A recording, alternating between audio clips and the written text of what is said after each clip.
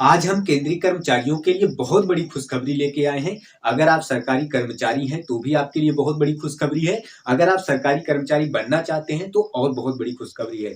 अर्थात आप दिल थाम के बैठिएगा। अगर आपने हमारा थंबनेल देखा होगा, तो आज हम उसके बारे में विशेष चर्चा करेंगे। अर्थात किस बात की चर्चा करेंगे? 8th पे कमीशन अर्थात कैबिनेट ने 8वें वेतन आयोग को मंजूरी दे दी गई है। अब आप कहेंगे कि ये क्या मतलब कि 8वें वेतन आयोग को मंजूरी दे दी गई, तो मतलब क्या हुआ? अर्थात क्या ऐसा फायदा किया गया? अर्थात फायदा ये किया गया कि जो पहले 7th पे कमीशन में 2.57 गुना जो इनका फिटमेंट फैक्टर था, अर्थात जो इंक्रीज हुआ था पेमेंट में, वो अब लगभग 3 गुना अर्थात 2.86 गुना इनका इंक्रीज किया गया था सैलरी। अर्थात कहना ये चाह रहा हूं कि अगर आप 7th पे कमीशन में अगर आप देखे होंगे, तो उसमें जो मिनिमम अर्थात कम से कम जो बेसिक सैलरी थी, वो 18,000 थी। लेकिन अब जो है 8th पे कमीशन में जो बेसिक सैलरी होगी, वो लगभग 34,000 होगी। अर्थात पहले क्या होता था? 18,000 बेसिक सैलरी होती थी। अब 8th पे कमीशन में पूरे के पूरे कितने? पूरे के पूरे 34,000 अर्थात 34,000 प्लस कुछ क्या होगा? बेसिक सैलरी होगी। अर्थात अगर आप मिनिमम से मिनिमम जॉब कर रहे हैं, जैसे आपका ग्रुप डी हो गया, अर्थात रेलवे में ग्रुप डी जो होता है, वो कुल मिला के आपका 54 से 55,000 अर्थात जो सबसे मिनिमम जॉब होगी, वो 54 से 55,000 आपका बनेगा पूरा मिला के। एचआरए डीए सब कुछ मिला के 54 से 55,000 बनेगा। अगर आप मान लीजिए बहुत बड़े पोस्ट पे हैं, तो आपका लाख 2 लाख ऐसे अब बढ़ेगा, क्योंकि 8th पे कमीशन में क्या हो गया है? जो इनका फिटमेंट फैक्टर है 2.86 गुना अर्थात लगभग 3 गुना की बढ़ोतरी हुई है। तो ये बहुत बड़ी खुशखबरी है। तो आइए अब हम देखते हैं कि ये जो आपका 8th पे कमीशन है, ये इनकी जो रिपोर्ट सौंपी जाएगी, वो 2026 को सौंपी जाएगी और लागू कब से होगा? ये 2027 से लागू होगा। और ये कब इसकी मंजूरी दे दी गई? ये 16 जनवरी लगभग 3 बजे के आसपास इसकी मंजूरी दे दी गई थी। और ये किनकी अध्यक्षता में हुआ? ये प्रधानमंत्री नरेंद्र मोदी की अध्यक्षता में केंद्रीय मंत्रिमंडल की बैठक में ये फैसला लिया गया और केंद्रीय मंत्री अश्विन वैष्णव ने यह जानकारी दी। और एक बहुत इंपॉर्टेंट बात यह है कि वेतन आयोग हर 10 वर्ष में एक बार गठन करता है। अर्थात वेतन आयोग का जो है हर 10 वर्ष में एक बार गठन किया जाता है।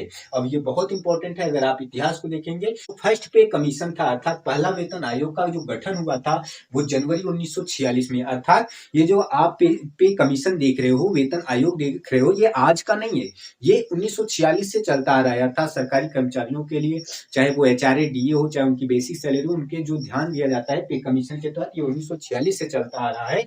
और इसके 8वें के पहले जो 7वां पे कमीशन था अर्थात 7वां वेतन आयोग था, उसका जो गठन हुआ था, वो फरवरी 2014 में हुआ था। और ये लागू कब हुआ? 2016 में। और ये कब तक चला? दिसंबर 2025 अर्थात 31 दिसंबर 2025 तक ये चला। अगर हम यही 7th पे कमीशन की इनके फिटमेंट फैक्टर की बात कर लेते हैं, तो ये 2.57 गुना अर्थात लगभग 2.5 गुना, मतलब ये बढ़ा था। लगभग कितना? लगभग 2.5 गुना। अर्थात इनकी जो बेसिक सैलरी थी, मिनिमम सैलरी थी, वो लगभग 18,000 थी। तो फिटमेंट फैक्टर क्या है? यहाँ पे जो मैं लिखा हूँ फिटमेंट फैक्टर, ये मैथमेटिकल फार्मूलाज होता है, जिसके ये मैथमेटिकल फार्मूलाज के तहत अर्थात ये कैलकुलेशन किया जाता है कि कितना गुना इनका जो सैलरी है, बेसिक सैलरी, मिनिमम सैलरी कितना बढ़ाया जाता है, उसके माध्यम से अर्थात फिटमेंट फैक्टर से देखा जाता है। और जो ये 8वां पे कमीशन है अर्थात 8वां वेतन आयोग है, ये इनका जो फिटमेंट फैक्टर है, वो 2.86 गुना अर्थात लगभग 3 गुना की वृद्धि हुई है।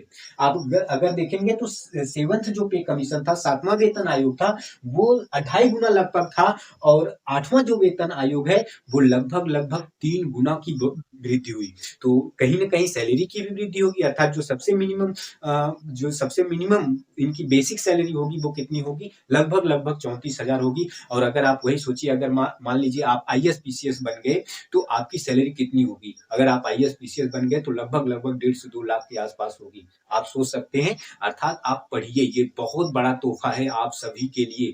अगर आप नौकरी कर रहे हैं, तब तो बहुत बड़ी बात है। और नौकरी अगर करना चाह रहे हैं, अगर आना चाह रहे हैं नौकरी की फील्ड में, तो ये इसके लिए आपको और बहुत बड़ा तोहफा है। तो आप अच्छे से लगन लगा के पढ़िए। आपका सिलेक्शन कहीं न कहीं होगा और आपको भरमार पैसा मिलेगा। अर्थात भरमार का तात्पर्य जो पहले आप अभी देखे हैं कि लगभग बेसिक सैलरी कितना 18,000 से कितना हो गया 34 से 35,000 हो गया। अब आप समझ सकते हैं कि पैसे ही पैसे हैं, लेकिन क्या करना होगा इसके लिए? इसके लिए संघर्ष करना होगा। संघर्ष किस बात का? पढ़ाई करना होगा। अगर पढ़ाई करेंगे तो आप कहीं न कहीं सेलेक्ट हो जाएँगे और जब सेलेक्ट हो जाएँगे तो सब आर्थिक स्थिति सही हो जाएगी और आप अच्छे से एक स्टेबल अर्थात एक अच्छे से स्टेबल जगह आप पहुँच जाओगे और शिक्षा ही एक ऐसा दरवाज़ा है जो आपकी सारी परेशानियों को खत्म कर सकता है। धन्यवाद। यदि हमारा ये वीडियो आपको अच्छा लगा हो तो लाइक, शेयर, सब्सक्राइब ज़रूर करिएगा।